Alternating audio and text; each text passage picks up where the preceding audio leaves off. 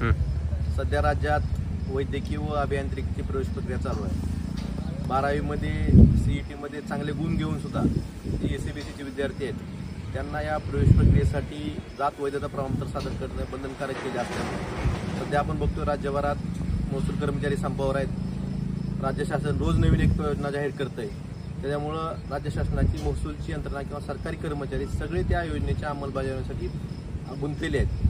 अशा वेळेस वैधता प्रमाणपत्र सादर करणं हे विद्यार्थ्यांसाठी खूप अडचणीचं ठरलेलं आहे आणि जर हे वैधता प्रमाणपत्र सादर केलं नाही तर त्या विद्यार्थ्यांचं पूर्ण वर्ष वाया जाण्याची शक्यता आहे। त्यामुळे माझी शासनाला विनंती आहे की SCBCसाठी तुम्ही जे जात वैधता प्रमाणपत्र सादर करण्याची आड घातलेली आहे ती रद्द करून फक्त कास्ट सर्टिफिकेट आधारे त्यांना ॲडमिशन द्यावं आणि वैधता प्रमाणपत्र सादर करण्यासाठी मुदत द्यावी, ही माझी शासनाला विनंती आहे। आणि खरं तर शासनानं याबाबत निर्णय घेणं आधीच गरजेचं होतं। सध्या 2-3 दिवसच फक्त प्रवेश प्रक्रियेचे राहिलेले आहेत। अशा वेळेस शासन याबाबत निर्डावलेलं आहे आणि कुठलंही लक्ष देत नाही। त्यामुळे माझी शासनाला परत एकदा विनंती आहे की आपण जे वैधता प्रमाणपत्र सादर करण्याची आड घातलेली आहे अभियांत्रिकी आणि वैद्यकीय शिक्षणासाठी ती रद्द करावी आणि फक्त जात प्रमाणपत्रावर त्यांना प्रवेश द्यावा।